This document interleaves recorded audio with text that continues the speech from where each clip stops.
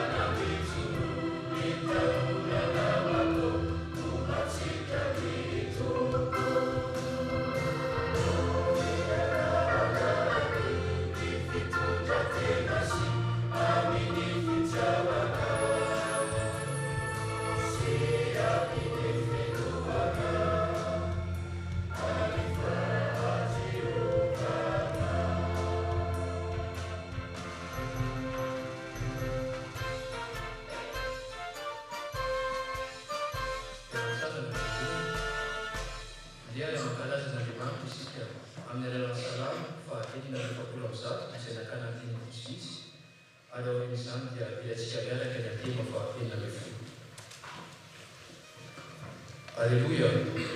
Aoka iteratoko na mbola velako. Ankalazan'Andriamanitra na mbola velonambody. Azava-mitoka amin'ny mpanapaka dia izay olombelona tsy afa-mamonjy. Sambatra izay manana an'Andriamanitra ho mpitahy dia ilay Andriamanitra Jakoba. Sambatra izay mametraka ny fitokiana ao amin'ny Tompo Andriamanina. Anjaka mandrakizay ny Tompo tiany Andriamanitra ao ry tsiony ao amin'ny taona mifandimby. Alleluia.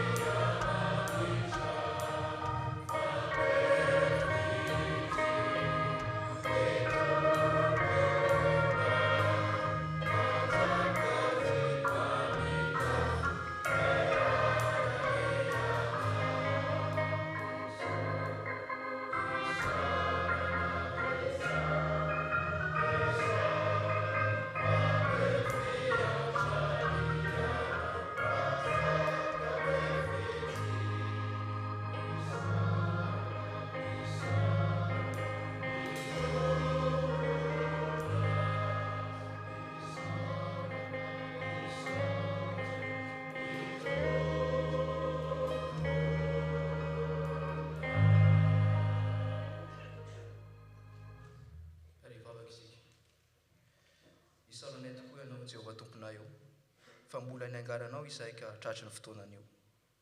Miara-manambatra ny feonay miaraka amin'ireo anjely tsombian'alina ny an-danitra izahay ka manambara fa lehibe ny Andriamanitray ary tsy takatry ny saina velively ny asanao sy ny fahasoavanao. Koa raiso ny tera, ny laza, ny voninahitra fa tsy misy Andriamanitra tahaka anao na ety ambony tany na ny ambany tany. Apetraka feny eo an-tananao ity fotoana sarobidy izay nomenao anay ity. Koa aoka ny fanahinao masina mitarika ny vavanay sy ny sainay mba ho anitra ka sitrahanao anay izao fanompona izao. Ataonay amin'ny anaratsoan Jesosy Kristy izany vavaka izany. Amen. Petraka ny fiangonana.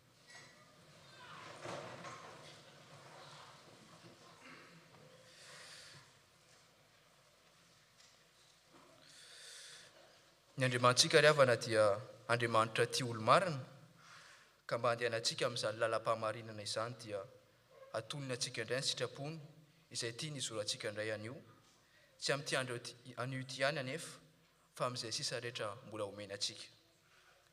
Hoy ny teniny amintsika, matoky ny Tompo amin'ny fonao manontolo, fa aza miantehitra amin'ny fahakingan-tsainao, mieky azy amin'izay rehetra alehanao, dia atorony anao ny soritra arahinao. Manoloana izany teny izany dia mahatsapa ho tsy tanteraka isika ry havana. Impiry moa isika no ny hevitra fa mahavita teny irery, kanefa hitantsika miandalana eny ihany ny fetratsika. Ary impiry koa isika no efa nahita ny tanan'Andriamanitra nitsotra teo anoloantsika, nefa mbola nanamafy ny fotsika ihany isika. Manasa antsika hanondrika ny lohantsika ary hivavaka mangina hiaiky ny tsy fahamarinantsika.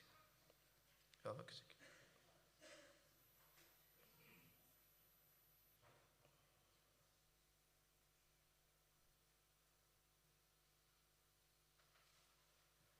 Raio, manondrika ny lohanay eto ambanin'ny asa fijalianao izahay ankehitriny.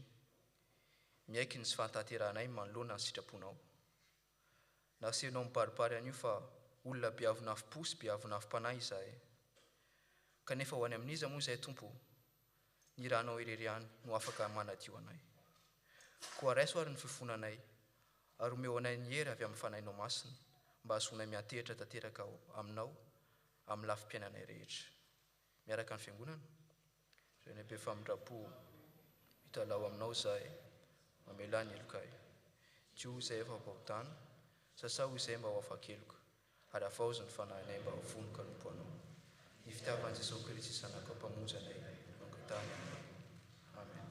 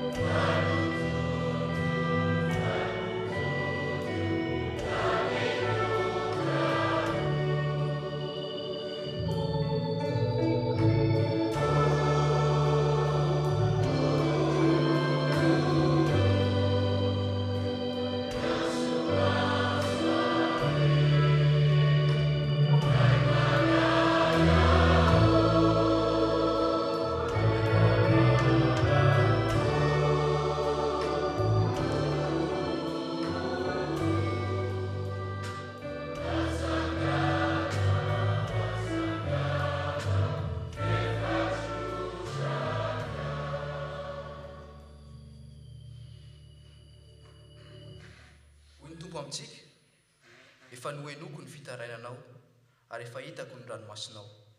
Indro ahasitrana anao ao. Koa anao izay mibebaka marina tokoa, dia raiso ampifaliana sy amikery ny tena nambaran'ny Tompo ny famelana ny elokao. Tsangana ny fiangonana. Dia ho fafazako rano madio ianareo ka adio, ny mba ho afaka amin'ny fahalotonareo rehetra sy ny sampinareo rehetra no hanadiovako anareo. Ary omeko fo vaovao ianareo, ary fanahy vaovao no ataoko ao anatinareo, ary esoroko amin'ny nofinareo ny fovato, ka omeko fo nofy ianareo. Fa efa tonga ny zanak'olona hitady sy hamonjy ny very. Koa ambara ary fa voavela ny elokareo noho ny anaran'ny masina. Amen.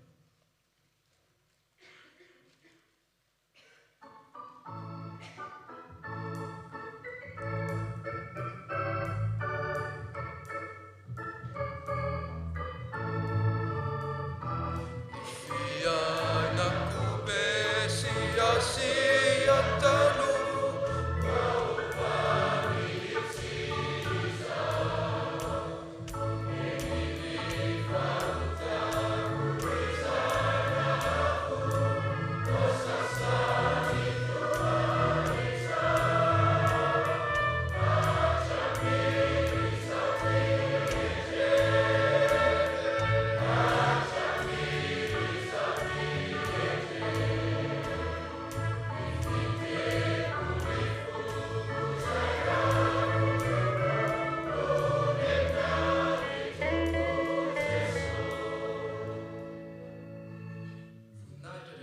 temuan Andriamanitra.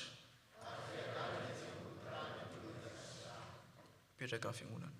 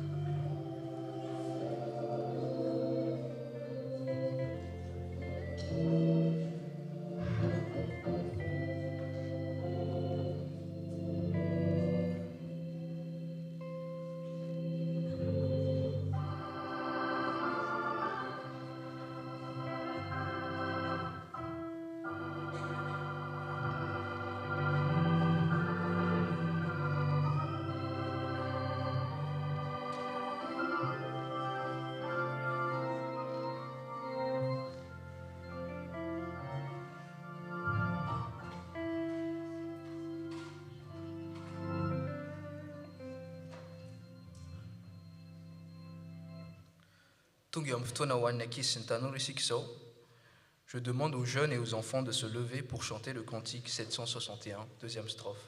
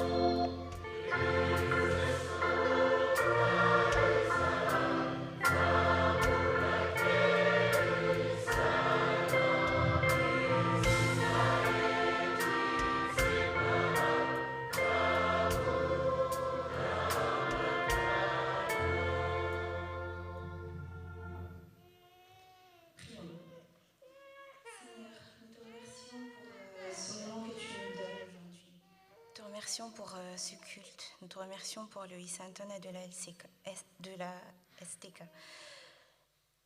Pardonne-nous, Seigneur, si nous t'avons offensé. Maintenant, si nous allons écouter ta parole, nous demandons à ton Saint-Esprit de venir auprès de nous pour qu'on puisse comprendre et qu'on puisse partager cette parole. C'est en ton nom que nous faisons cette prière. Gloire à toi seul, Seigneur. Amen. Vous pouvez vous asseoir. Alors, aujourd'hui, le thème que la STK a choisi pour son Isaton, c'est s'abandonner à Dieu, ou entre tes mains. C'est pareil. C'est quoi s'abandonner à Dieu?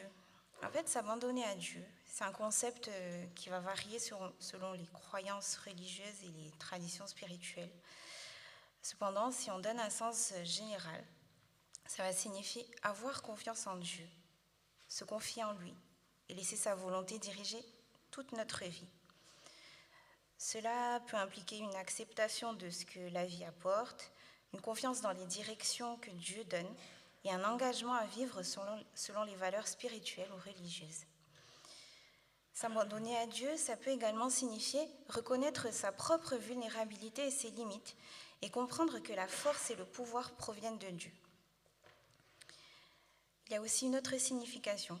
Ça veut dire être ouvert et réceptif à la guidance divine et être prêt à suivre le chemin que Dieu a tracé pour nous. Et il y a aussi le contexte des épreuves et des difficultés.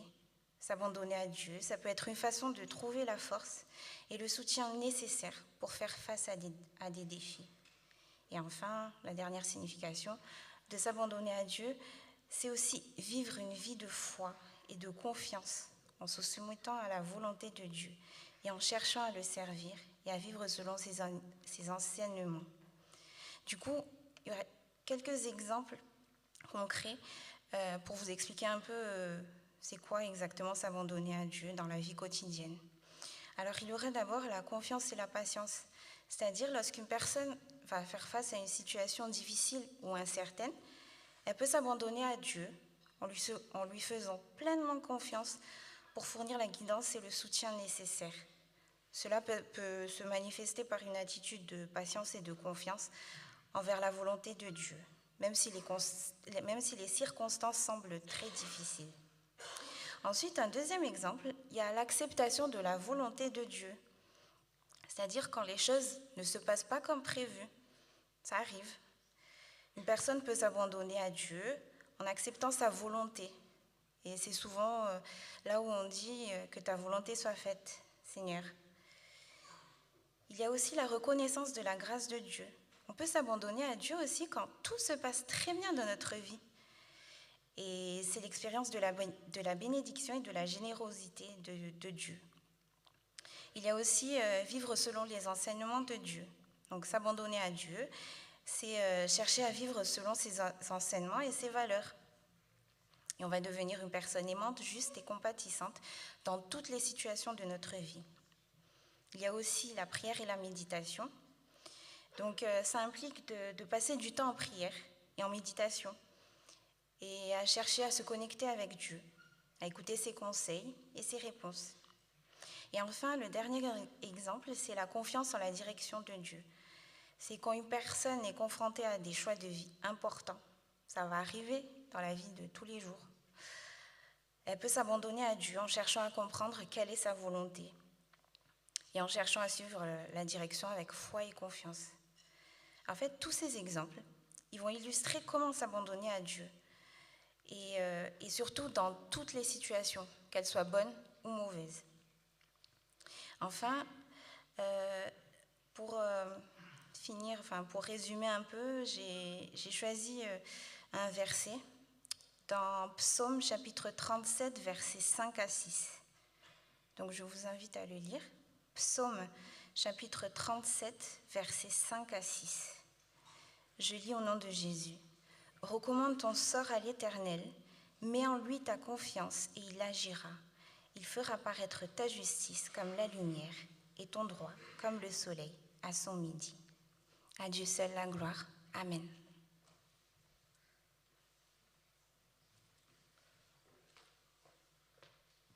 Alohan'ny akaran'ireo tompon'anjara amin'ny mivavaka sy ny vakiteny dia ataontsika ny firana fanampiny fahaenina ny 15.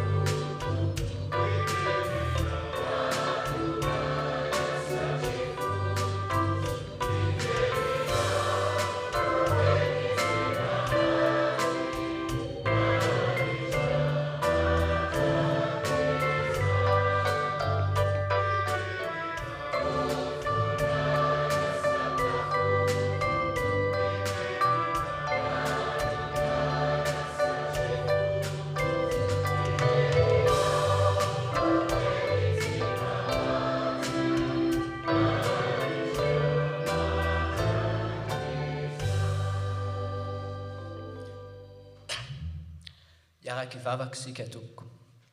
Tompo, misaotra anao izay raha nomenao izao fotoana izao ahafahanay miaino ny teninao, koa mangataka ny fanahinao masina izay hitari-dalana anay ny amin'ny famakiana ny teninao sy ny hafatrao mba ahazonay mahatakatra ny tianao ambara aminay amin'ny any io, koa amin'ny anaranao no angatanay izany vavaka izany. Amen.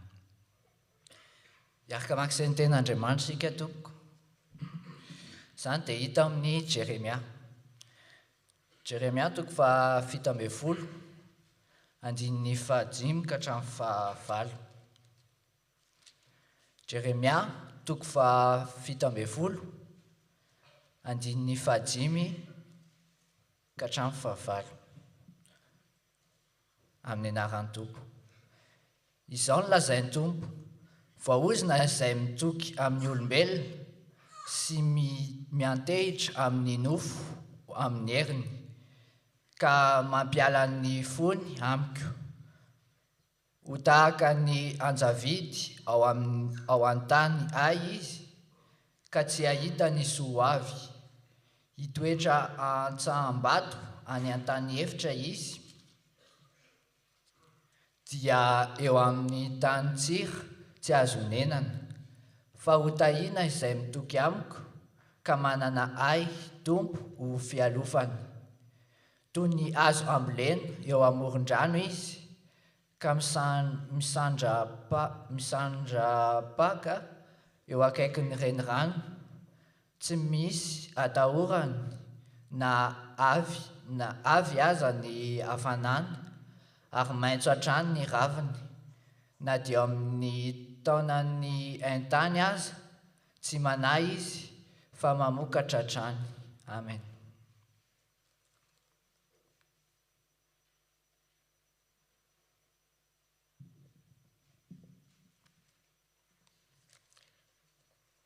Nous continuons la lecture dans Philippiens 3, versets 4 à 14. Philippiens 3, versets 4 à 14. Je lis au nom de Jésus. Pourtant, moi-même, je pourrais mettre ma confiance dans ma condition. Si quelqu'un croit pouvoir se confier dans sa condition, je le peux plus encore. J'ai été circoncis le 8e jour. Je suis issu du peuple d'Israël, de la tribu de Benjamin. Hébreu né, hébreu en ce qui concerne la loi. J'ai été pharisien. Du point de vue du zèle, j'étais persécuteur de l'Église. Par rapport à la justice de la loi, j'étais irréprochable. Mais ces qualités qui étaient pour moi des gains, je les ai regardées comme une perte à cause de Christ.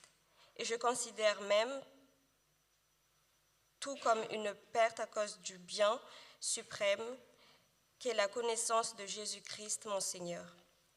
À cause de lui, je me suis laissé dépouiller de tout ce que je considère, tout cela comme des ordures, afin de gagner Christ et d'être trouvé en lui, non avec ma justice, celle qui vient de la loi, mais avec celle qui s'obtient par la foi en Christ, la justice qui vient de Dieu et qui est fondée sur la foi.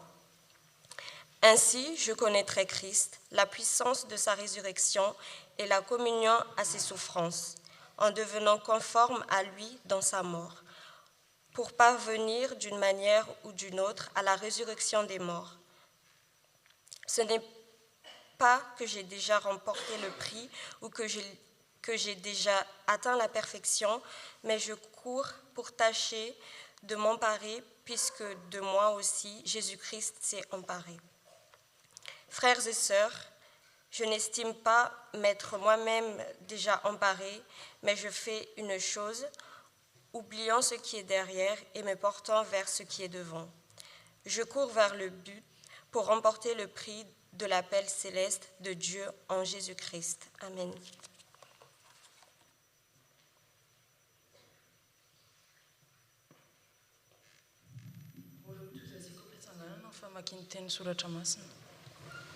Zany dia hitantsika amin'ny Lioka toko faharoa amby roapolo andiny fahasivy amby telopolo ka hatramin'ny fahaefatra amby efapolo. Lioka toko faharoa amby roapolo andiny fahasivy amby telopolo ka hatramin'ny andiny fahaefatra amby efapolo amin'ny anaran'ny Tompo. Dia niainga i Jesosy naka ny tendrombohitra n'Alan'Oliva araky ny fanaony, ary tafaraka taminy koa ny mpianany. Vao tonga tamin'ilay toerany Jesosy dia nanao tamin'ny mpianany hoe mivavah mba tsy ho azon'ny fakapanahy ianareo. Ary niataka tamin'ny mpianany tokony ho tratoraka i Jesosy dia nandohalika izy ary nivavaka nanao hoe raha sitraka ao, esory lavitra izao fijaliana izao, kanefa aoka tsy ny sitrapoko no atao fa ny anao.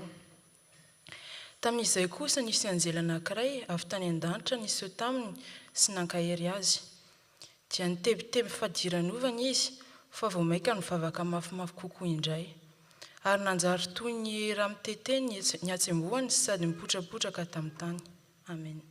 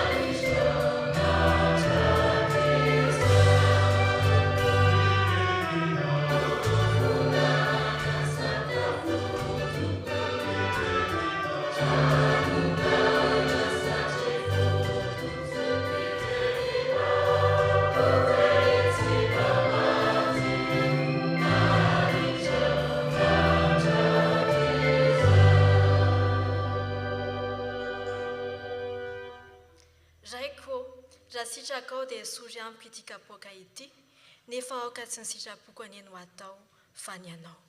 Ny fanahy masin'Andriamanitra ny hitarika antsika amin'ny alalan'ny teniny, anokatra ny fotsika, ny sofintsika ary ny saintsika mba handraisantsika ny hafatra avy aminy.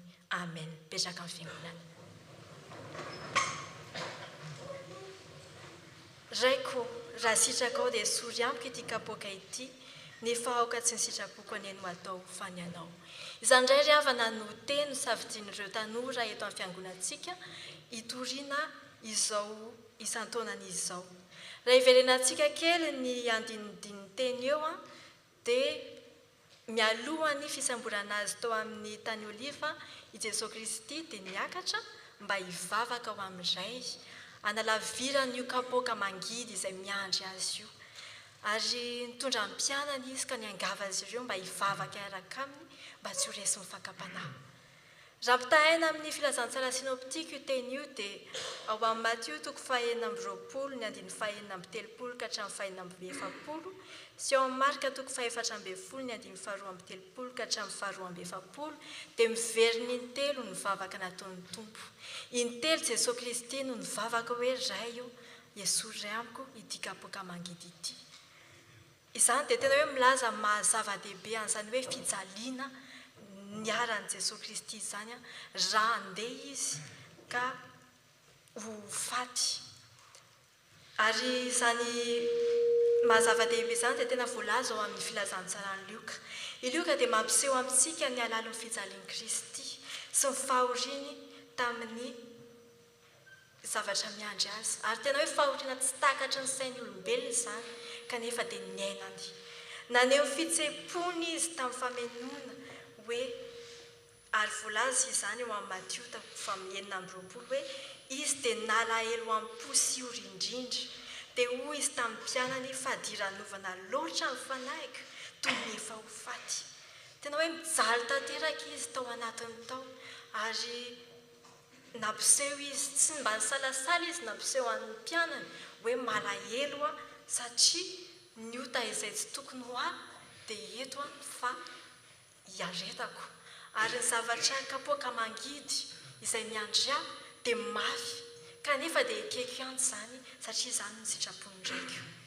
Ity teny ity hoe nalahelo am-po ary ory indrindra dia tena mampiseho an'izany hoe mafy izany.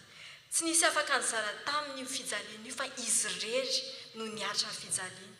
Anka ny sisa azo nataony dia hoe nivavaka mafimafy kokoa. Ny didiny dia tahaka ny ranopohipohitra tamin'ny tany.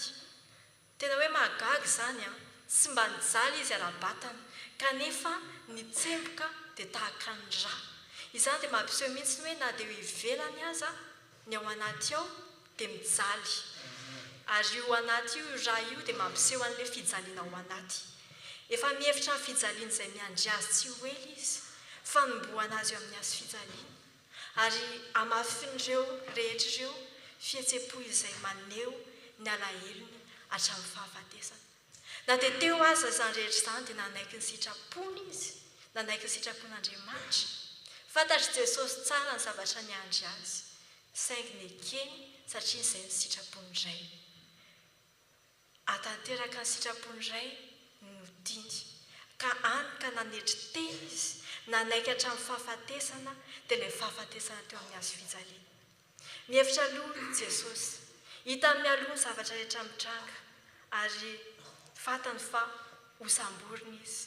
Misy mpianana anankiray hamadika azy.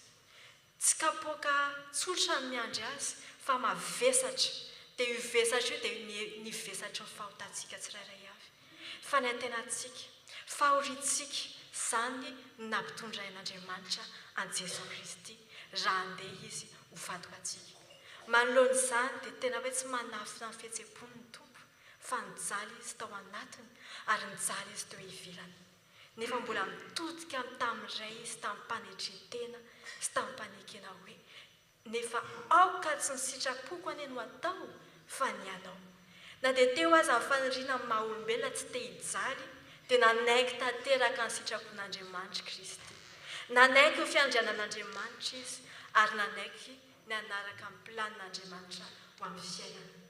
na dia tsy maintsy miatrika fanantenana sy fahafatesana azy izy amin'ny fanekena ny anaraka ny sitrapon'andriamanitra dia nisy ny anjely tonga anampy an' jesosy kristy anampy azy amery azy atrehan'izany fijaliana izany tsy ho avy ireo anjely ireo hoe hisolo volana azy tsy ho avy izy ireo hisolo toerana anazy fa ho avy izy ireo anome hery azy hiatrehany izany fijaliana izany hiatrehany izany fanantenana izany ny etoresiny vivesatra ny fahotany tozao tontolo izao izy kanefa tsy navelan'andriamanitra ity lahatsoratra ity dia tena hoe ohatra ho antsika rehetra izao ankehitriny filazany lioka dia manasa antsika aka an' jesosy kristy ho modely ho tahafintsika ny fiainantsika eo anivony fankatoavana ny sitrapon'andriamanitra mety efa nambarako ihany moa izy ity fa dia averiko indray hoe tsy tokony ho adinontsika fa ny sitrapon'andriamanitra dia mihoatra lavitra no sitrapontsika olombelona ary izy mahalala izay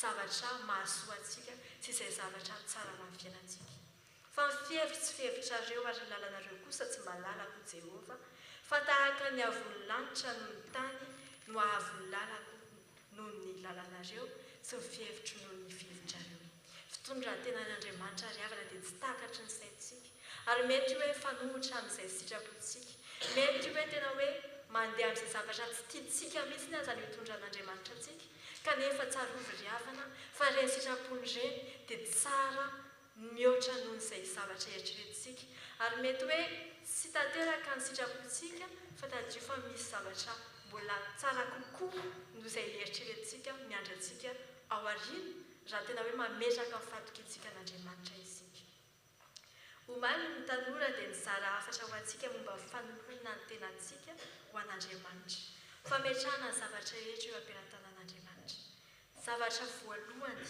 tokony atao rehefa miresaka momba ny fanoloran-tena ho Andriamanitra dia manaiky ny sitrapon'Andriamanitra manaiky fa ny sitrapony dia ambony kokoa no sitrapontsika rehetra ireo ary izany nataon'i Jesosy Kristy teto hoe na dia mafy aza ny zavatra nataony ny manjoa azy dia nanaiky izy ka niteny hoe aoka tsy ny sitrapoko aneno atao fa ny anao afaka nyteny tanteraka Jesosy hoe za tsy hanao an'io fa avelao eo aleo ho azy ireo ny zavatra mianjoa aleo hoentin-drareo ny fezatry ny otany fa za tsy hanao kanefa tsy izany nataony fa nanaiky izy ny hitondra ny otantsika eritrereto tsara angery ohatra fotsiny rehefa mibata entantsika ohatra hoe ireo sonareo mavesatra ireo dia mila olona roa ny farafahakeliny hibatan'ireo dia nefa ny eritrereto ao an-tsainareo fa ny otantsika rehetra ireo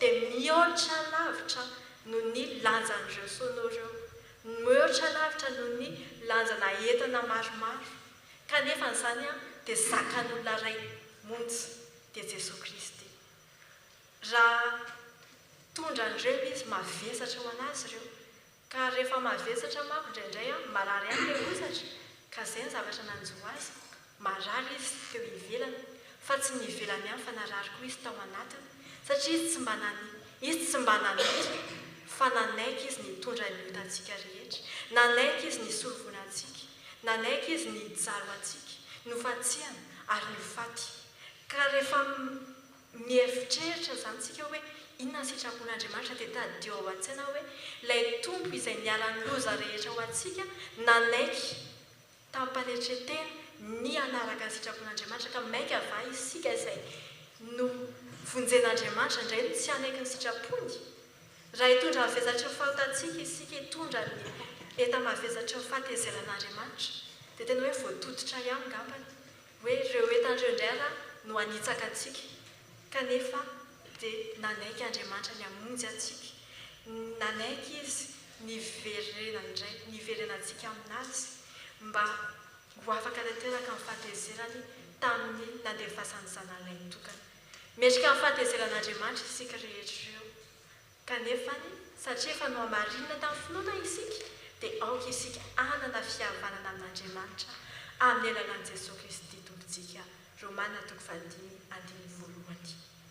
Na dia fantatsika tsara aza fa ambony kokoa noho ny antsika ny sitrapon'Andriamanitra dia amin'ny maha-olombelonantsika dia mbola te hanaraka ny sitrapontsika ihany tsika hoe izay ny tendance izay fantatra hoe mahatsara na zay ny zavatra hoe itokiko hoe hitako io dia fantatro hoe tsara sady ny sitrapon'Andriamanitra aza tsy fantatro izay laza hitranga ao aorianao kanefa tsarovy fa izy manana ny zavatra rehetra ary izy manana vahaolana raha tena hoe mametraka ny fiainantsika manontolo eo ampelantanana isika.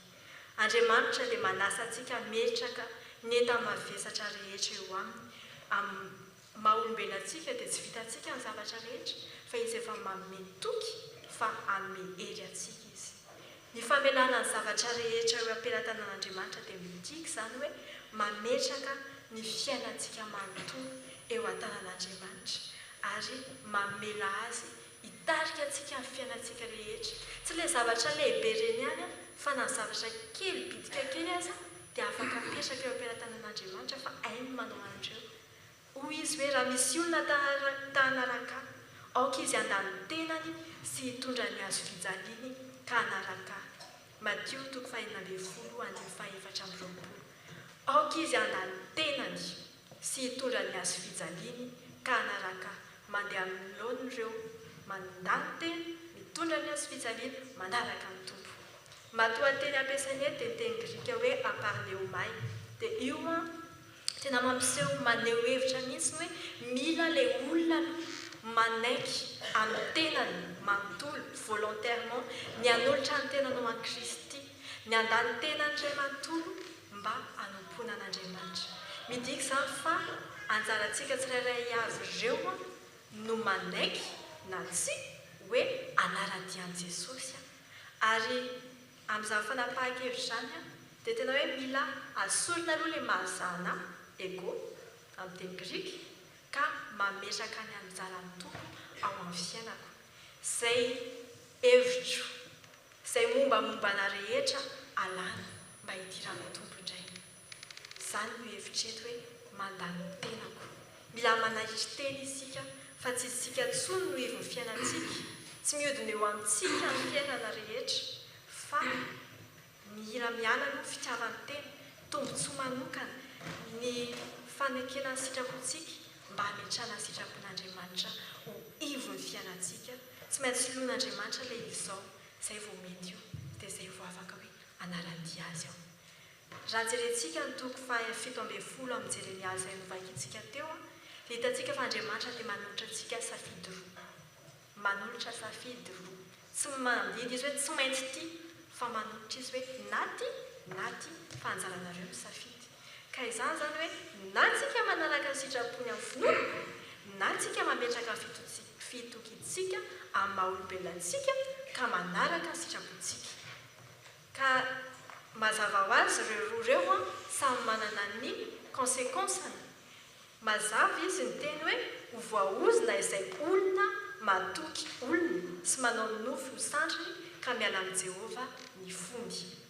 Io fampitandremana io dia manatranitra fa hoe ny fiankinana amin'ny mahatenan'olombelona, amin'ny tanjantsika, amin'ny fananantsika dia mitondra fahaverezana. Tsy miankina amin'Andriamanitra dia mitondra vokatra ratsy. Ho voaozina izy ary tsy vitan'izany ihany fa sady tsy mahita na dia avy aza ny soa fa olona ny amin'ny tany karakaina ny hevitra dia amin'ny tany sira izay tsy homena. Izany hoe hiaina fiainana tsy tanteraka, fiainana tsy misy fifaliana, fiainana tsy misy fahagagana, tsy misy fitahiana izay homen'Andriamanitra ireo izay mahatoky azy, izay tsy manaraka azy. Kanefa ny etsy an-daniny dia mametraka fitokiny mifototra amin'Andriamanitra dia hotahiana izay olona mahatoky an'i Jehova ka izay manana an'i Jehova ho tokiny ka tsy hanahy izy na dia miantona aza ny andro fa tsy hitsaritra ny famoahana. Na dia anatin'ny ady sarotra aza raha matoky ny tompo isika dia tsy mila matahotra, tsy mila manahy satria izy momba antsika tsirairay avy. Na dia tsy fantatrika raha zavatra hitranga na dia hoe minitra vitsivitsy eo azy dia aza manahy. Raha mametraka fatokintsika manontolo any tompontsika dia hainy manao zavatra rehetra. Izy manome antsika izay zavatra rehetra izay ilaintsika ary tsy takatry ny saina ny fahagagana lehibe izay nomen'Andriamanitra antsika. Ao anatin'ny fanekena ny sitrapon'Andriamanitra no hitantsika fiadanana izay mihoatra ny fahatakarany rehetra, ny hery izay manohana antsika amin'ny fanaovana ny sitrapon'Andriamanitra sy ny asany ary hery fiadanana izany ara dia tany Jesosy Kristy Petera hoe ahoana ny hoavin'ireo izay nandalo zavatra rehetra manaraka azy ary amin'ny fanenjehana dia namaly Jesosy Kristy hoe ary izay rehetra efa nafoitrano na rahalahy na ray na rehetra zanaka na tany ianarako dia andraisatoy ka handova fiainana mandrakizay.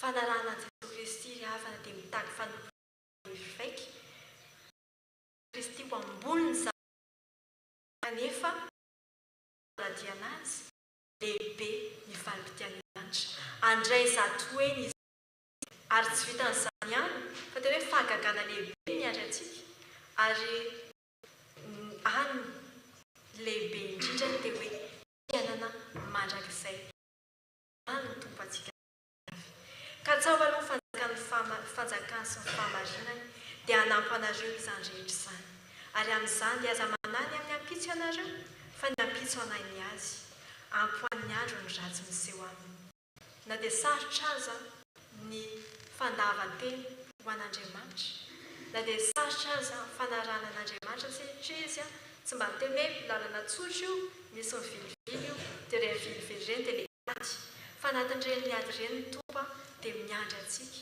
ary tena hoe miandry antsika izy mba hifototra tanteraka aminy isika mba tena iray tanteraka aminy isika atoky tanteraka azy sambara miandry fiainana miandry antsika raha manangy izy fa lalina sy maharitra dia hita amin'ny fikatsana ny fanjakan'Andriamanitra fa tsy amin'ny fikatsana ny fitiavana sy ny fandalovana izao tontolo izao mandalo ihany izao tontolo izao kanefa zavatra lehibe dia ny any an-danitra ka aoka isika tsy ho valim-bariana izay zavatra rehetra misy eto ambony tany na ny fananana rehetra eto fa katsao aloha fanjakan'Andriamanitra fa rehefa mangatakandro isika dia eo izy ka rehefa tonga izy sao dia tavela eto ane fa dia izao dia laozy ny zavatra rehetra fa apetra eo amin'Andriamanitra fiainanareo manontolo ka ho hita tsara izany manaraka Andriamanitra izany ho an'Andriamanitra iray ireo voninahitra ry azo fitahia. Fahasoavan'Andriamanitra eo aminareo hanome anareo ilaina hialana amin'ny fiainan'izao tontolo izao ka ho vaolombelon'ny fahasoavany tokoa anie ianareo amin'ny fahatokiana feno raintsika any an-danitra ary isarika andianareo amin'ny lalana makany amin'ny fiainana mandrakizay. Amen.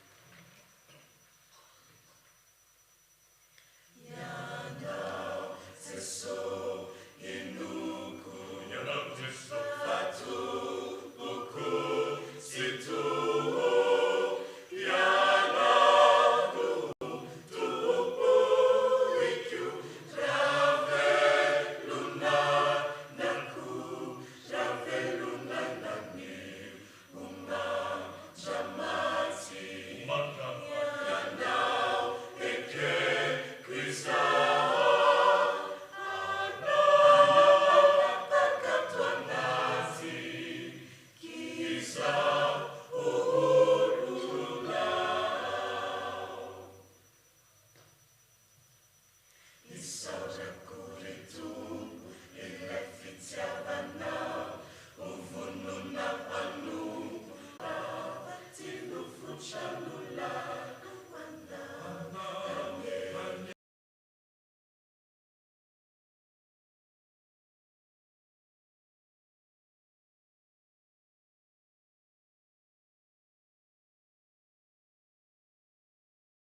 olona mahatoky izay mampianatra ny sasany kosa. Timoty faharoa toko faharoa andiny voalohany sy faharoa.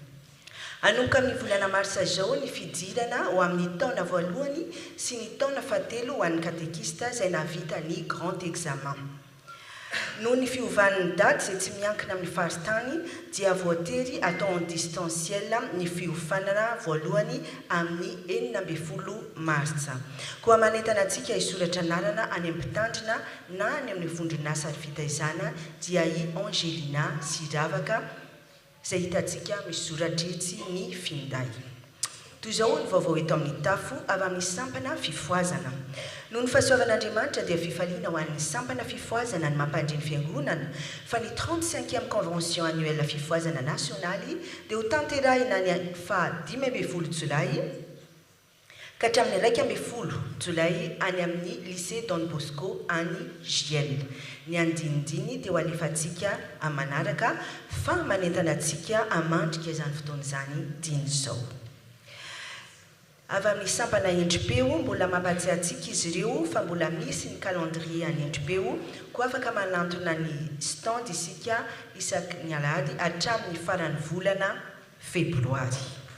Vaovao avy amin'ny sampana Tily. Ny Tily Capitole Toulouse dia anatanteraka lasym-pivondronana mitondra ny lohahevitra hoe lasy mirahina miorina amin'ny tenin'Andriamanitra hoe mazoto mitana ny firaisana avy amin'ny fanahy amin'ny fempihavanana. Izany dia ataony asabotsy 7 sy ny alahady 5 febroary ho avy izao any amin'ny sanctuaire de Notre-Dame de Pêche. Fa ny fiangana kosa dia ny zoma hariva amin'ny fitondra sasany eo amin'ny parking de covoiturage. 15 € ny salandasy ary mangataka andray aman-dreny mba hanefa izany any amin'ny mpiandraikitra mialohan'ny lasy arak'izay azo atao. Amin'ny famaranana ny olasio no anamariana voalohany ny faha-15 taona ny sampana Tily izay nifonina tamin'ny 12 febroary 2024. Koa fifaliana ho an'ny Tily ny manasa ny fiangonana indrindra fa ireo rehetra nandalo fanabeazana Tily teto amin'ny Capitole Toulouse. Ireo Tilitranay sy sakaiza rehetra mba ho tonga eny an-toerana amin'ny goûter izay karakarainy ny alahady 15 febroary amin'ny 3 tolakandro. Ny ivony fankalazana dia atao amin'ny volana Jona. Vaovao avy amin'ny sampana vehivavy kristianina. Miambeny ianareo tomoera tsara amin'ny finoana aka itombanda mahereza. Izay rehetra ataonareo dia atovy amin'ny fitiavana. Ny SVK dia efa manasa antsika amin'ny isan-taonany ny 20 martsa ho avy izao. Ny fandaharana ny asabotsy dia isy horonan-tsary arahana fampianarana ka haoke evangelika ary goûter agape.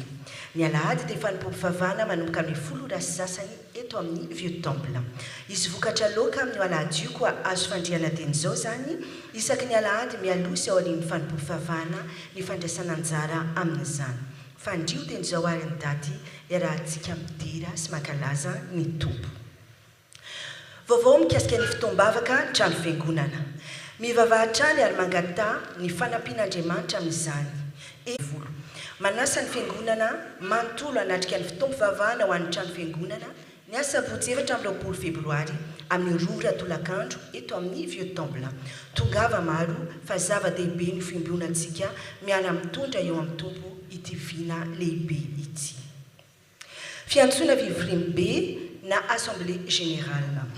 Anaty tosany fivonombe tsika ny alahady eny anio 15 febroary amin'ny 10 maraina eto amin'ny Vieux Temple.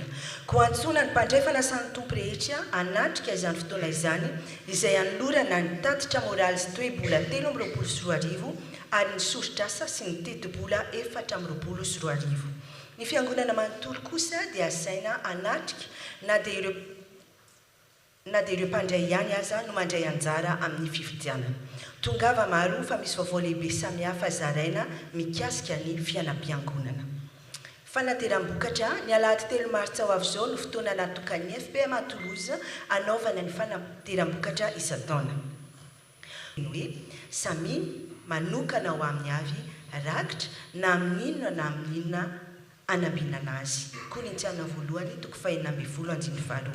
Izy valom-pizaraina amin'ny fotoana io.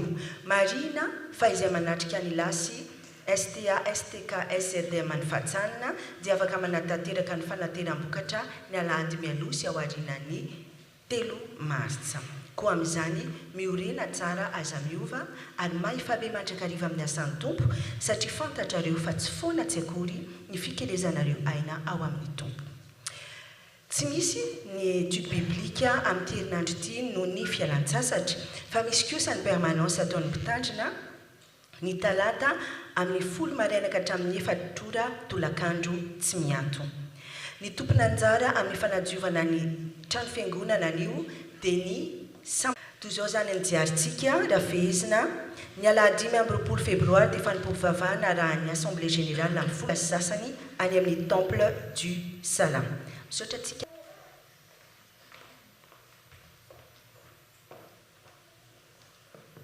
Fanaontsika ny miarahaba ireo vahiny izay riany ny voninahitra. Votre cœur à cette célébration et que le Seigneur vous guide, que le Seigneur qui vous a conduit jusqu'ici vous ramène aussi chez vous. Et rassurez-vous, à chaque fois que vous passez à Toulouse, il y a une place pour vous dans l'FPM à Toulouse. Et passez le bonjour à tous les membres de la FPMA, surtout de la STK, de l'église où vous êtes venus. Merci encore et soyez bénis. Vous pouvez vous asseoir. Manarak'izany dia misy ny namantsika zay niaraka tamintsika teto nandritra ny taona maro nefa moa zany noho ny lalam-piainana dia andao any Toulouse ary findrany amin'ny tanàna hafa dia Andriamantora miandro Sotina sy Brigitte vadiny mangataka anareo mivady mba hiakatra ity tompoko azafady.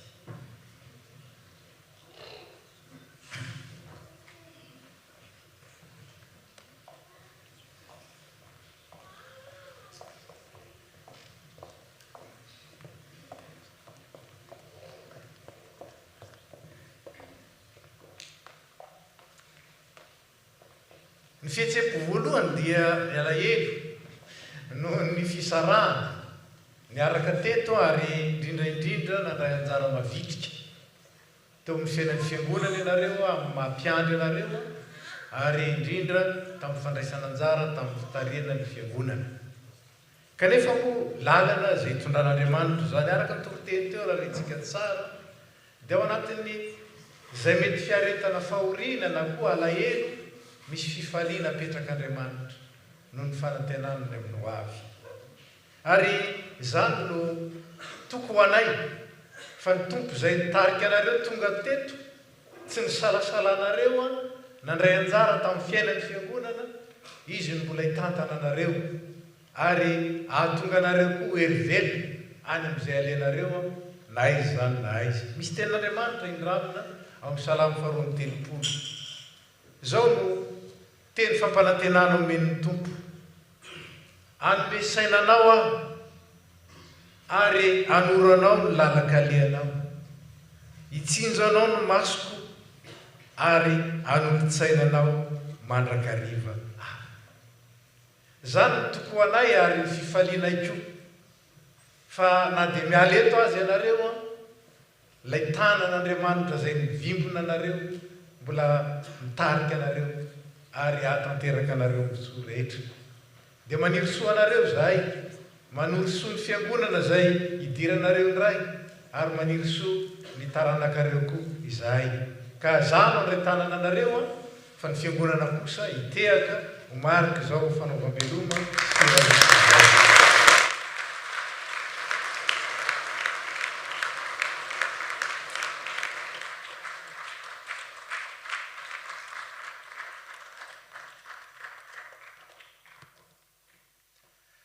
tsara patsiarovina ihany zany fa misy ihany manao fialan-jiosy. Ianareo moa ny fialan-jiosy tsara ihany rehefa mba ny fanapatapakahatra teto rehefa mba lasitsika tahaka ny nandraisana antsika ihany fony voatonga dia mba mampilaza mba fanao velomy sika ary fampirarosoa fa zava-dehibe zany ho amin'ny ho avy ka dia antso atao an'ny rehetra moa zany ho an'izay mandeha mba mampilaza araka izay azo atao misaotra tompoko. Anatanteraka ny fanatitra ho an'ny tompo isika zao ry havana hoy ny teniny amintsika entinareo ny fahafolo-karena rehetra ho amin'ny trano firaketako mba hasikanina ao an-tranoko ary izaho toetra amin'izany aho Jehovah tompony maro raha tsy hovoako ny varavaran'ny lanitra ho anareo ka ampidiriko fitahiana manana mpiambo ho anareo. Marihana fa misy semem-panan-kevatra izay alahatra eto dia mangataka antsika mitsangana sady ataontsika ny rehefa voalahatra.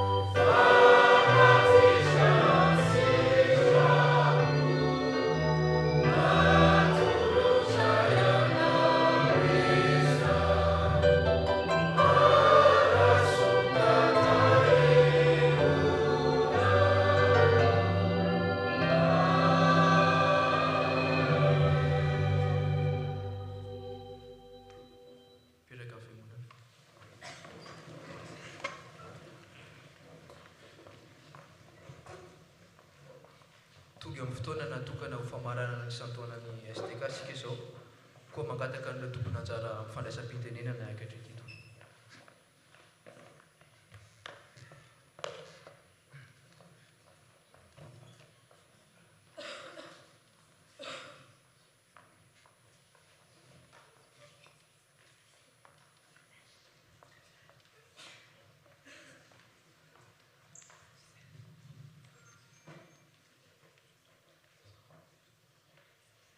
Ampifaliana ry havana no eraban'ny sampana tanora kristiana antsika rehetra ao amin'ny tompo. Amin'ity isan-taonan'ny STK ity dia tianay hisaotra mialoha ny Jesosy Kristy izay tompontsika satria raha tsy teo izy dia tsy afaka nanao an'ity isan-taona ity izahay.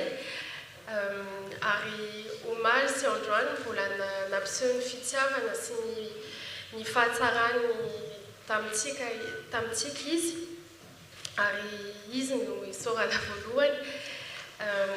Ary tianay koa mamerina fisaorana any pasteur Élisée sy pasteur Nomena izay nanao témoignage sy nanao fizarana taminay mba ahafahanay niomana ara-panahy mizara ny hafatra tamin'ity weekend ity ary mbola misaotra koa ny fiangonana, ny komity, ny ESPMA ary ny sampanarava fito izay nanampy be anay ary nametoa hevitra ary mitondra bavaka anay dia misaotra betsaka anareo ary misaotra koa ny ravavy sy anadanay STK avy any amin'ny toerana hafa izay tonga avy lavitra nanohana anay tamin'ity isan-taona ity ary mahatsara manokana ny bureau national any STK sy ny bureau régional any STK ary azafady fa omaly adiny misaotra anareo manokana ary misaotra betsaka anareo rehetra.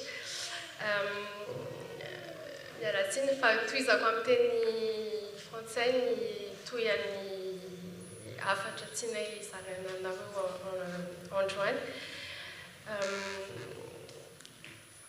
Du coup, le thème qu'on a choisi pour le Isantoun, comme vous le savez, c'est s'abandonner à Dieu. C'est le message qu'on a voulu vous partager ce week-end et aussi en ce début d'année. Enfin, c'est le message que Dieu nous a mis à cœur de partager pour l'Église.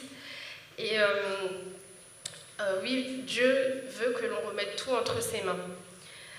Comme nous l'avons lu tout à l'heure, dans Jérémie 17, verset 7, « Mais celui qui met sa confiance en moi et qui s'appuie sur moi, moi le Seigneur, je le bénis. » Personne ici n'est sans savoir que nous avons un grand projet à la FPMA Toulouse, le projet du Chant Fingunan.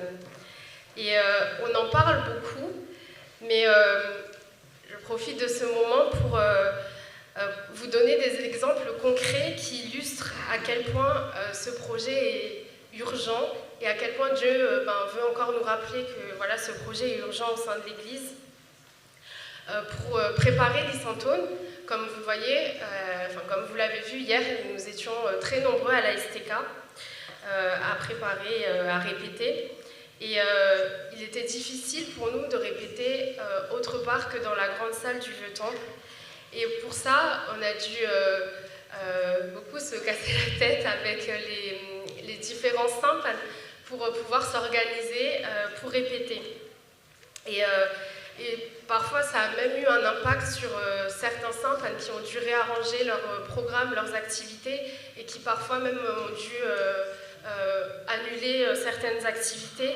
Et vraiment, on vous remercie encore du fond du cœur pour cet amour que vous avez manifesté afin qu'on puisse se préparer à ce week-end. Et aussi, autre exemple, hier, on était plus de 300 personnes à assister au concert. C'est beaucoup trop pour le Vieux-Temple.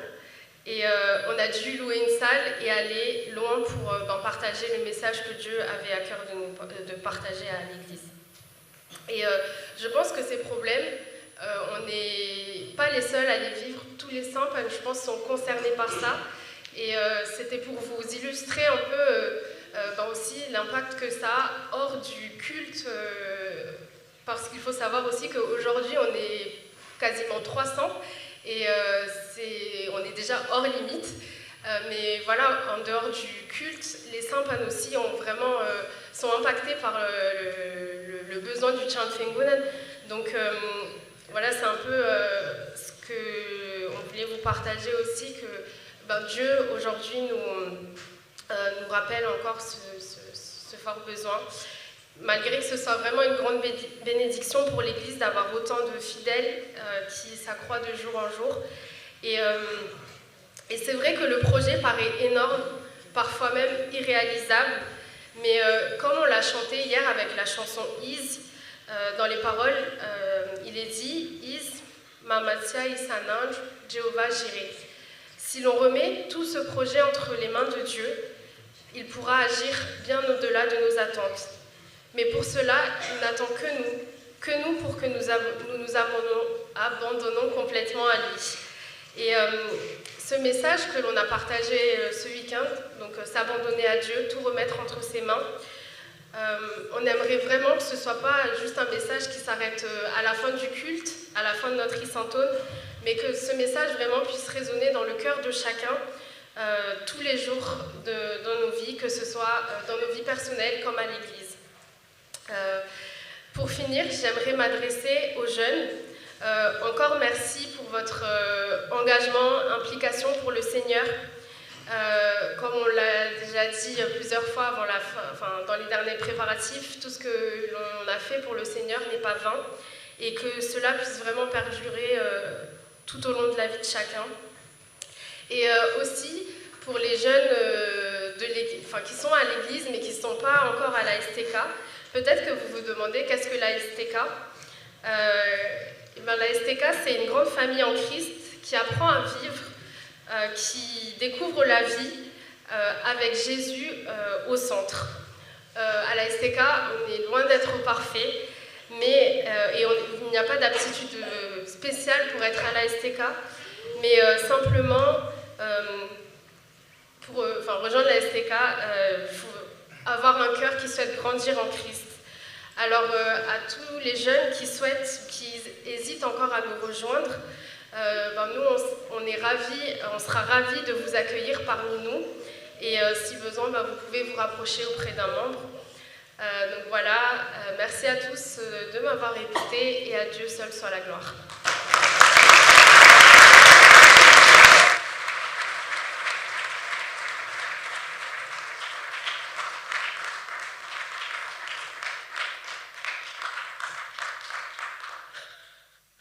Bonjour à tous. Alors, pour ceux qui ne me connaissent pas, je m'appelle Gauthier. Je suis déjà venu souvent à Toulouse et aujourd'hui je viens pour représenter le bureau national. Donc, je me permets d'aborder fièrement le fanion. Parce qu'en fait, je l'ai reçu hier, au bout de 5 mois. Donc vous allez le voir très longtemps, parce que je vais le rentabiliser à fond. Alors, et sinon, je ne suis pas venu seul. Alors vous êtes beaucoup, donc j'ai peur d'oublier des personnes. Après, il y en a beaucoup qui jouent à domicile. Donc il y a Der aussi du BN, que vous connaissez peut-être. Il y a Myrind de la Commission spirituelle nationale. Il y a Wendy de la Commission communication nationale, celle-là. Puis il y a des représentants du bureau régional, donc il y a Artine et il y a Carolina. Et je crois que c'est bon. Oui. Il y a Soultine de la commission numérique, pardon. Il y a Miad, ah oui, et il y a Miad aussi de la région, désolé Miad, je ne t'ai pas vu. Alors vous avez reçu beaucoup d'applaudissements sans que ce soit prévu. Merci encore à la STK Toulouse pour votre Isantone, donc pour le concert d'hier et aussi pour ce culte. Merci encore parce que vous avez apporté beaucoup d'amour, beaucoup de joie. Pour chacun d'entre nous, c'était un moment très édifiant. Et donc voilà, au-delà du côté artistique qui a été vraiment très bien réussi, et vraiment un témoignage poignant que l'on a reçu, on voit que vous avez reçu beaucoup de bénédictions, mais je pense que pour les autres aussi, vous êtes une bénédiction pour tous les paroissiens. Et merci encore à l'Église de soutenir les événements de l'STK comme ça. On voit que vous êtes tous unis et on espère de tout cœur que vous allez continuer, que ça pourra aussi encourager les autres sections, parce qu'on a vu qu'il y a des jeunes de beaucoup d'autres villes qui sont venus. Donc voilà, un grand merci et un grand bravo pour tous ces exploits que vous accomplissez pour Christ. Comme je suis du national, je vais aussi vous présenter un petit peu ce que l'on fait au national. Je me permets de prendre mes antisèches. Et désolé parce que j'ai le nez bouché. C'est pas parce que je suis ému, mais c'est parce que je suis enrhumé. Mais je suis ému aussi un petit peu. Hein. Le grand objectif de ce mandat se nomme construire une église engagée. Donc une église qui est engagée pour Dieu et dans ce monde. Et on a divisé cet objectif en différents axes. Le premier qui est d'accompagner au mieux possible les jeunes et les sections.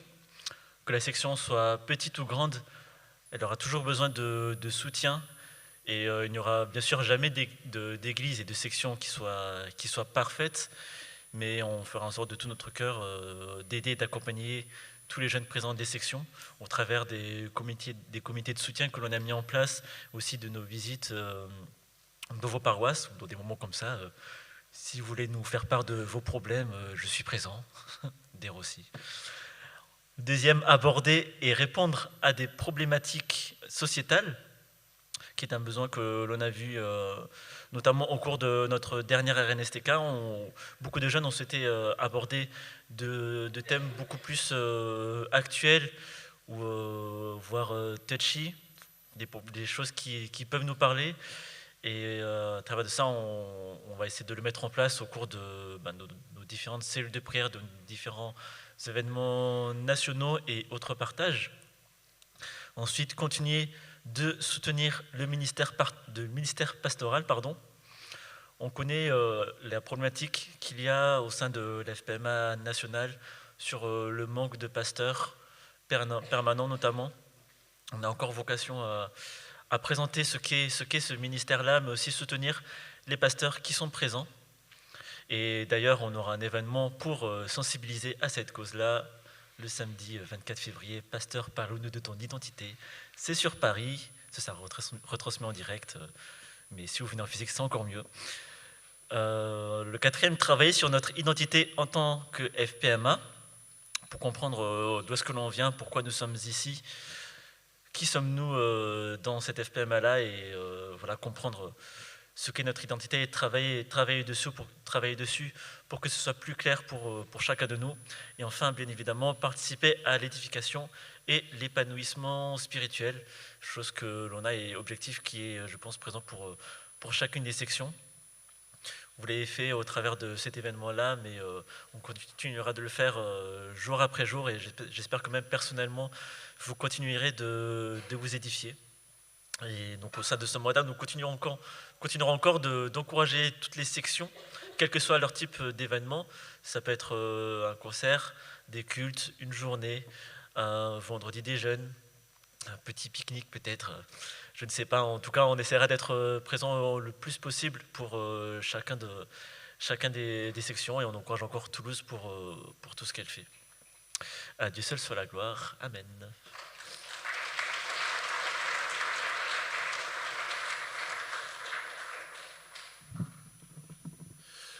Bonjour à tous.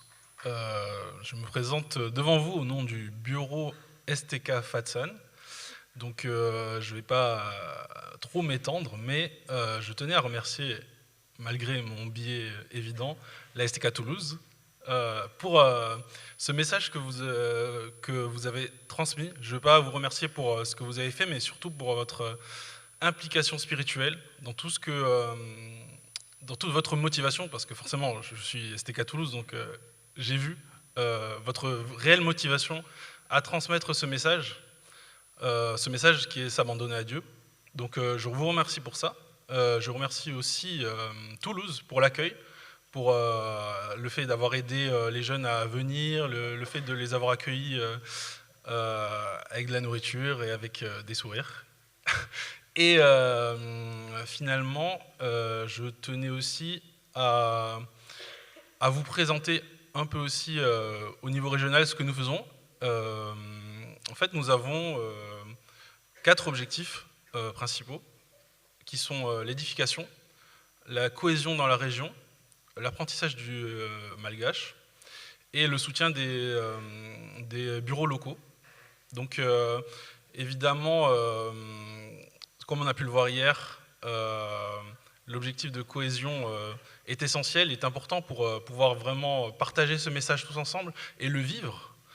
Et on a pu le voir au travers de tous les STK de la région, mais aussi d'ailleurs.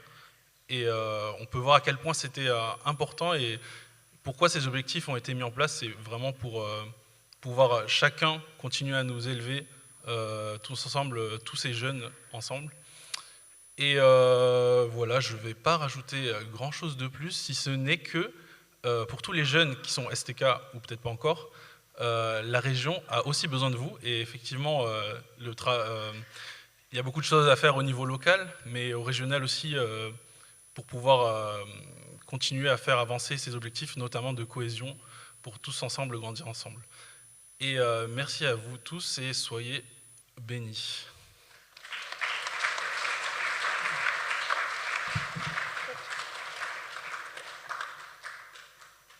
Oui.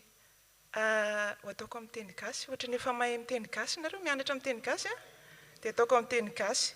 Ery tanora ao amin'ny STK dia amin'ny anaran'ny fiangonana no iarabananareo amin'izao isa-taona izao ary dia misaotra anareo ny zara izany isa-taona izany amin'ny fiangonana ary nampahatsiaro anay ny tokony fiainana amin'ny mahazanak'Andriamanitra hoe mametraka ny zavatra rehetra amin'Andriamanitra ary mametraka an'Andriamanitra ho voalohany zany eo amin'ny fiainantsika.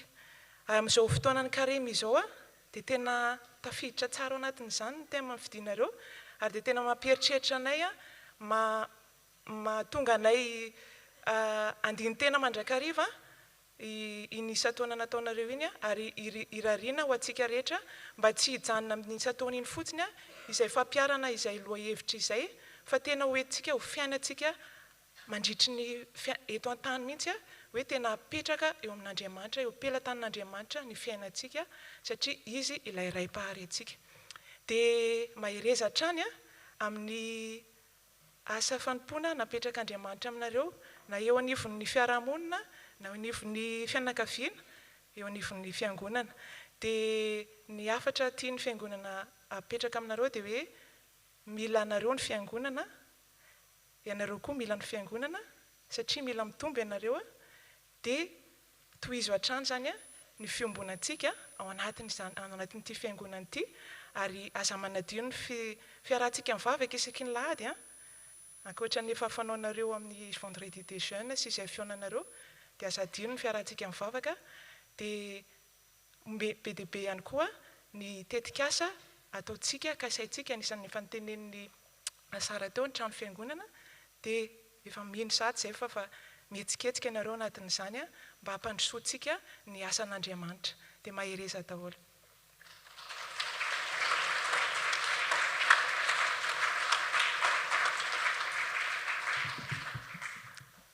Ny anjarako moa dia mitrotro-mbavaka zany ny sampana ka dia andeha iombam-bavaka isika. Misaotra sy midera makalaza ary mame voninahitra anao zay ry Andriamanitra rainay, ray tsara indrindra, ray feno fahendrena, naneo zany tamin'ny alalan'ny zanakao ianao ary mametraka zany ao am-ponay amin'ny alalan'ny fanainao masina. Misaotra ny amin'ny reto tanora ireto zay ankehitriny ny fiangonana ary mbola ho avy koa satria ianao mitantana azy ireo miantoka ny fibeazany, ny fitombony, ny fivelarany ary ny fiorenany tsara. Dia mangataka aminao zay hitahy izany sampana izany, ahatonga azy ho tena hery velona eo anivon'ny fiangonana, ahatonga ireo tanora ireo ho fianarana na ho an'ny lehibe azy eo amin'ny fanomezam-pahasoavana manokana nomena ho azy. hitombony eo amin'ny ara-tsaina, eo amin'ny ara-batana, eo amin'ny ara-panahy, ary indrindra eo amin'ny fifankatiavana satria ny fitiavana ny lehibe indrindra araka ny teninao. Dia apetraka feno am-pelatananao izay rehetra vita tamin'ity isataona ity. Ary apetraka am-pelatananao ny fiainany sy ny fanompony mba ho tahinao ny tsiraray avy, ary atonga azy ireny ho fahazavana sy ho fanasina any amin'ny tokantrano, any amin'ny toeram-pianarana, any amin'ny toeram-piasana, ary ny eo amin'ny fiarahamonina, ka tonga ny fiangonanao ho tena vato velona tokoa izay hitoeran'ireo ary aniranan'ireo eo amin'izao tontolo izao mba vavolombelona. Dia matoky zay fa mahay manao mihoatra noho izay nangatana amin'izany vavaka izany ianao. Fa tianay ny trotram-bavaka manokana reto havanay reto avy any lavitra namonjy izao fiaonam-be izao, tahaka ny tantananao azy tonga teto no angatanay hitantananao azy keo ho tafaverina soamantsarany amin'izay niaviany ary mbola hijorony ho vavolombelona. Hitory izay noraisiny teto fa hitory izay napetraka atao am-pony koa noho ny asan'ny fanaina masina. Dia anao nidery, anao nihaja ny voninahitra ny amin'izay efa nataonao ary mbola ho tanteranao amin'izany sampana izany. Misaotra Tompo. Amen. Azo mipetraka tsika. Tsara ihany no mampahery reto zanatsika reto ary ataoko amin'ny teny malagasy satria izy no andray azy. Mampahery azy ireo satria tena zava-dehibe ny fisian'ny sampana. Valo moa ny sampana eto amintsika, fa ny sampana tanora dia azo lazaina ihany hoe mbola zandrinjandriny ihany. Kanefa amin'izao fotoana izao dia zay anisan'ny sampana izay mahavory mpikambana betsaka indrindra. Anisany hoe hafa so mialina indray ny sasany. Ka dia zany no angatahana amintsika mba ampahery azy ireo amin'ny alalan'ny tehaka.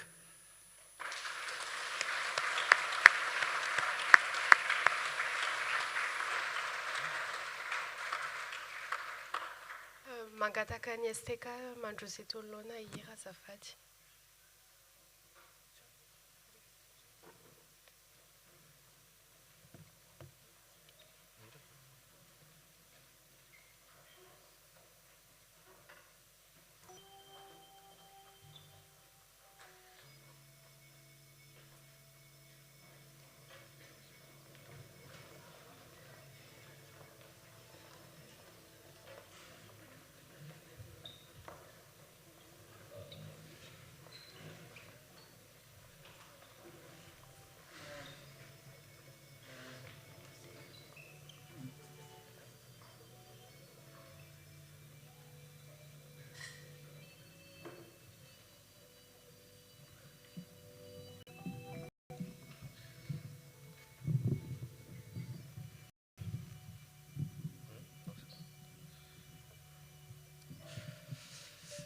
S'abandonner à Dieu.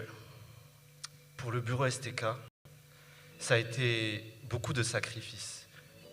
On peut parler de sacrifices financiers, avec tous les dons qu'on a dû faire, sacrifices de temps, avec toutes les réunions qu'on a faites, des réunions à rallonge en plus parfois, toutes les semaines pendant près d'1 mois et demi.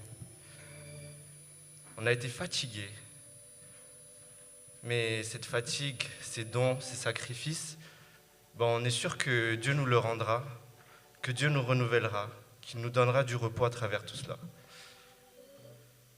Et nous sommes vraiment encouragés au bureau STK car nous avons des jeunes qui ont répondu à l'appel également. Nous n'avons pas été seuls à donner.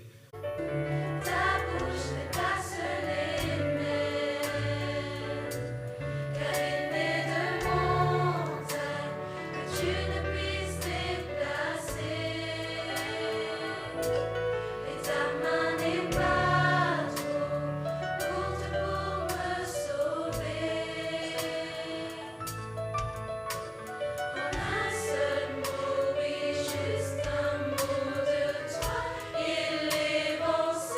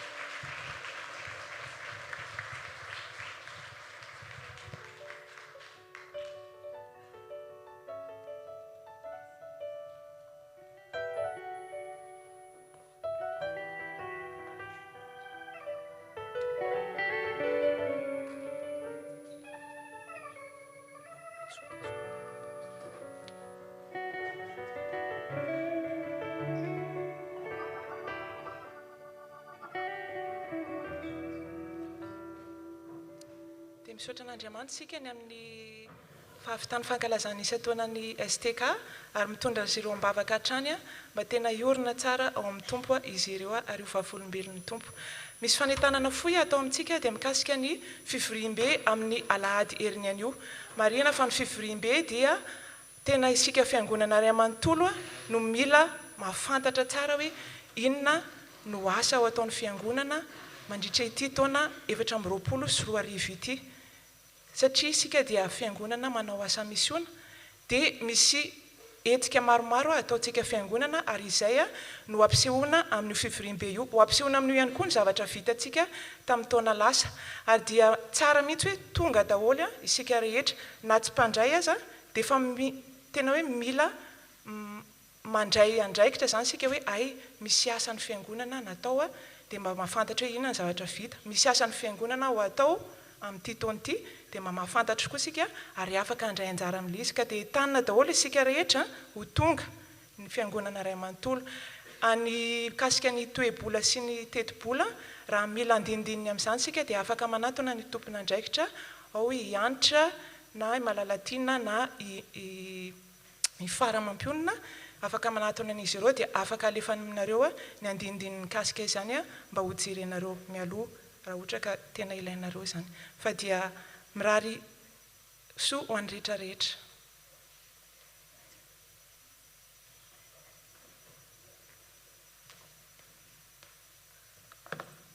Je vous invite à la prière.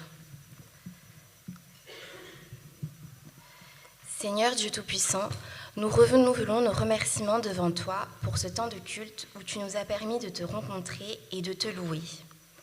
Merci pour ce thème partagé par la STK Toulouse avec lequel tu nous invites à nous abandonner entièrement à toi. Que ce message puisse retentir dans chacun de nos cœurs afin que nous puissions te faire confiance et tout laisser entre tes mains. Nous prions à présent pour ceux qui sont dans l'épreuve, deuil, maladie, toutes sortes de difficultés, que tu puisses les accompagner et leur montrer que tu agis, que tu es au contrôle. Pour ceux qui sont dans la joie, apprends-leur à partager et à lever les yeux vers toi avec reconnaissance pour ces bienfaits accordés. Nous prions pour la FPMA Toulouse et toutes les autres FPMA, chacun des responsables, le pasteur, V3M et chaque branche de l'Église, mais aussi le projet de construction du temple. Conduis-nous pour que nous puissions accomplir tes œuvres avec persévérance. Nous prions pour notre pays, Madagascar. Tiens-toi près de ton peuple et couvre-leur de ta présence et de ton amour. Pour la France, que ta paix puisse y résider. Nous prions aussi pour ceux qui ne te connaissent pas. Si nous avons reçu un message de ta part aujourd'hui, apprends-nous à leur en faire part et à être des lumières qui les éclairent vers toi. Seigneur, tu connais les prières cachées au fond de nos cœurs. Rien n'est secret pour toi. Nous aimerions sincèrement nous abandonner à toi et te laisser nous diriger dans tes pas pour que ce soit ta volonté qui advienne. Ainsi, nous terminons par la prière parfaite que tu nous as transmise.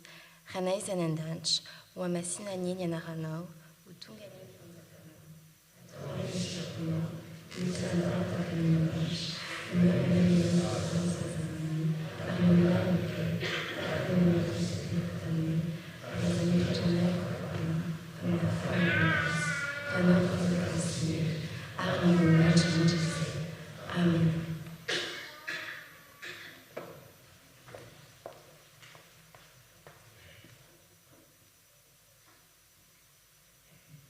Araka nambara tamintsika teo dia natateraka koa ny fempihavanana isika ho amin'ny havantsika zay namoy havana, namoy reny, rahavavy ary ray aman-dreny. Dia mangataka ny fianakaviana mba hiakatra ety tokoa azafady.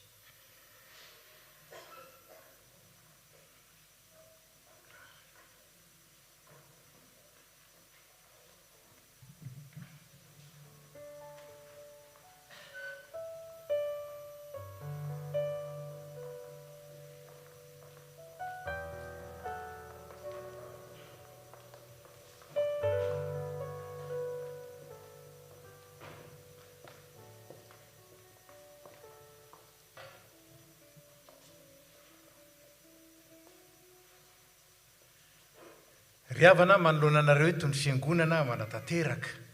Ny baiky ny tompony hoe miarah ory amin'izay ory ary mifampitondra izay mavesatra araka izany no natanteranareo ny lalàn'i Kristy. Tsy fombafomba fotsiny izao fa fitoriana, fanambarana ny firaisana sy ny fampihavanana izay nitanterahan'i Kristy.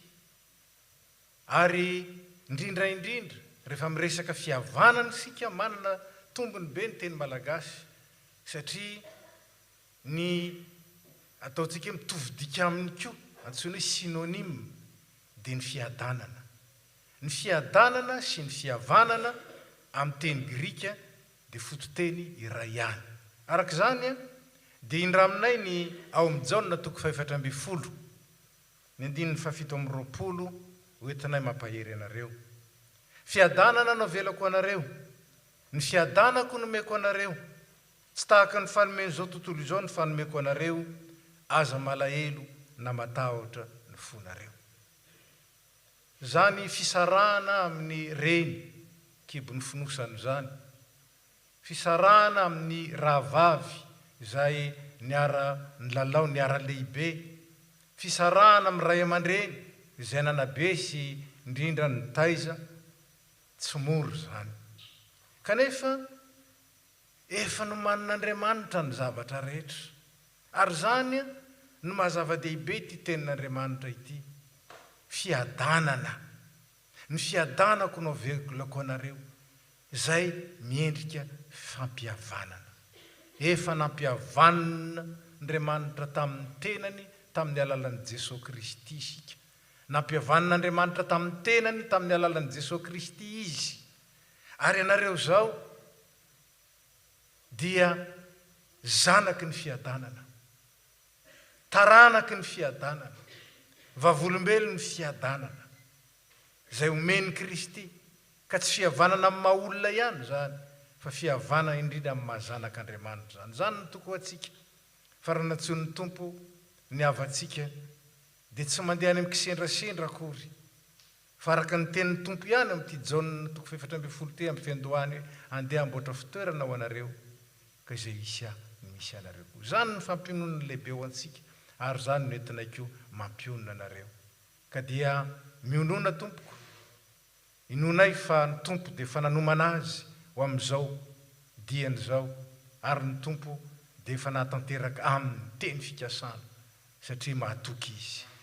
Ka dia engane ny akafaliana indray ny fandiavantsika mianakavy araka ny fahatsiarovana izany mpanompon'Andriamanitra zany tsy hampindrika atsika fa hampitraka atsika azaontsika misaotra an'Andriamanitra fa indrindraindrindra azaontsika mandray fifaliana noho ny fahatsiarovana ny tsara rehetra ny fampizarana teo amin'ny fiainany.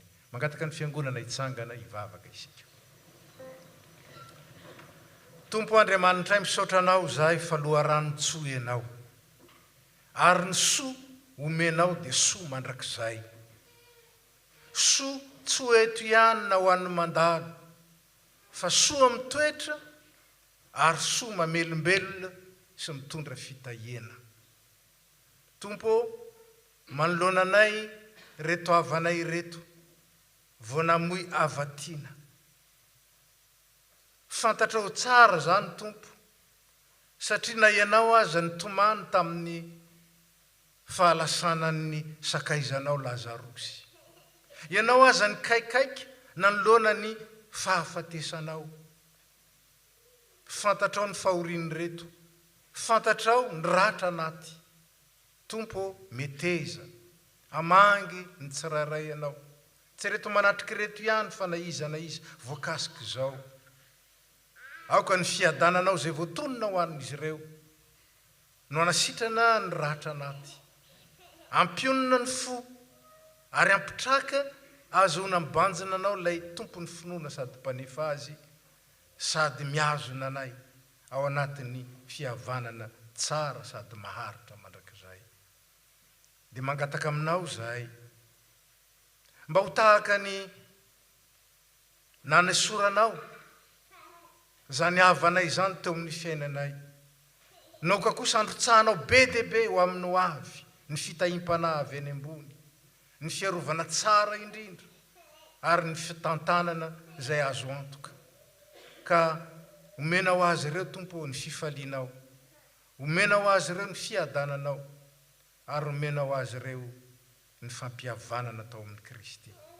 Angatanay amin'ny anaratsoany zany, ary dia mangataka aminao zay tsy voatononay amin'izany vavaka zany, ainao tanterahana, omeo malalaka azy ireo, ho voninahitra ao, ary indrindraindrindra ho fahatanteran'ny fiainany. Dia anao ny dera sy ny haja ny voninahitra, aoka ho azy ireo kosa, ary ho an'ny fiangonana manontolo ny fiadananao. Misaotra Tompo. Amen. Araka zany ry izy menakavy dia zany tenin'Andriamanitra zany nentinay mampahery anareo.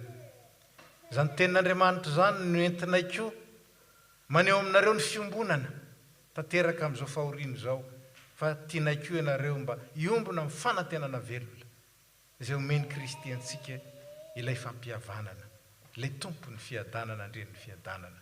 Ka dia ho lasan'izay tokoa reny ratsy, ary dia aoka ny tsara ny fandiavantsika, ary engane Andriamanitra hitantana anareo, ary indrindra ampahery sy ampitraka anareo, antanteranareo ny fiazakazahany ety, ary zany no irinay amin'ny anaran'ny Tompo.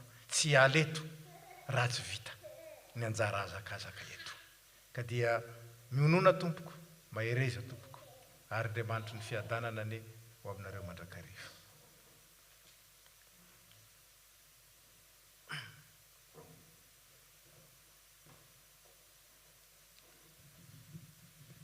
Ry fiangonana malala, mbola mamerina fisaorana ho antsika rehetra ny fianakaviana izay mijoro etoana.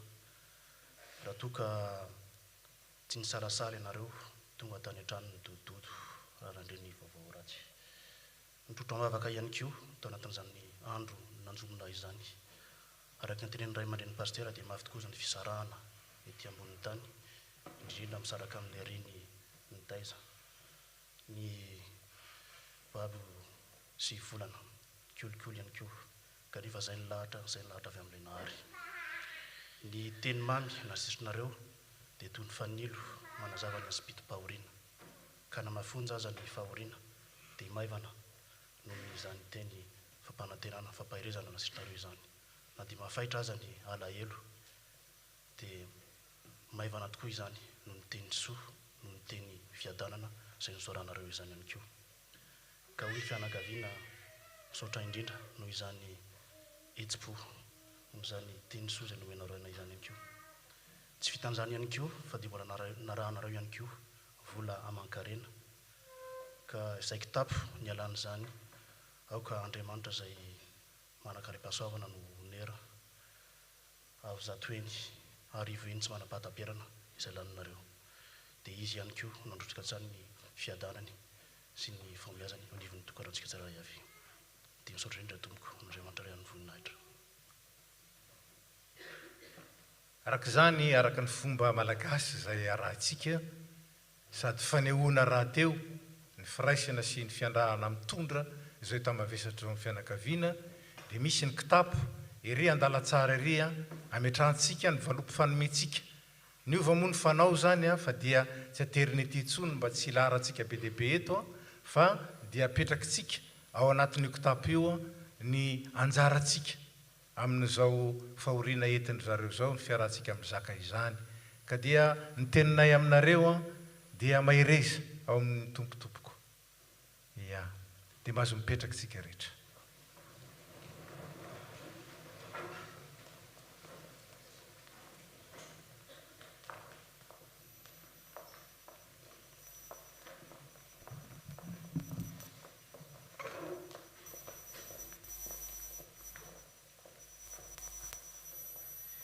Dia mamarana ny fotoana isika izao ry havana, isaorantsika ny tompony amin'ny fahatanterahana izao fanompona masina izao. Ataontsika miaraka ny firana fanampin'ny faharoa amby 50 ny andin'ny faharoa alohan'ny andresantsika ny afatra sy ny tsodrano. Tsangana fiangonana.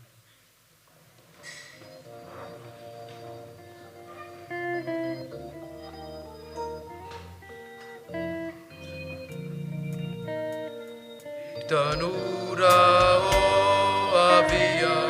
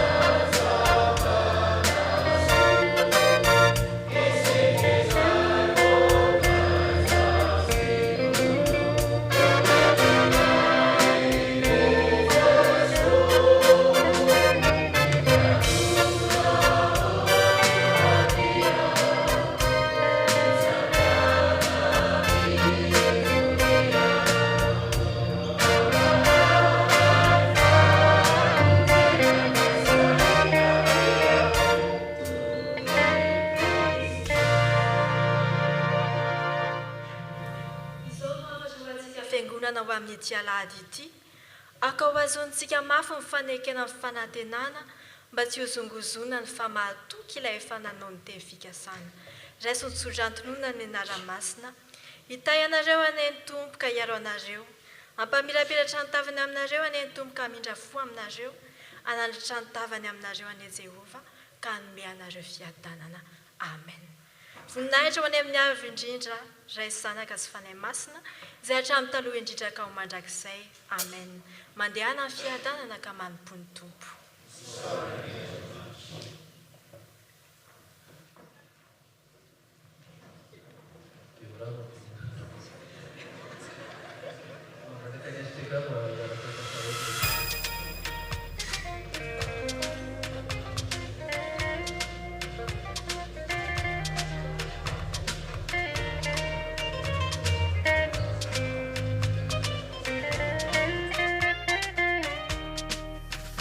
Thank you.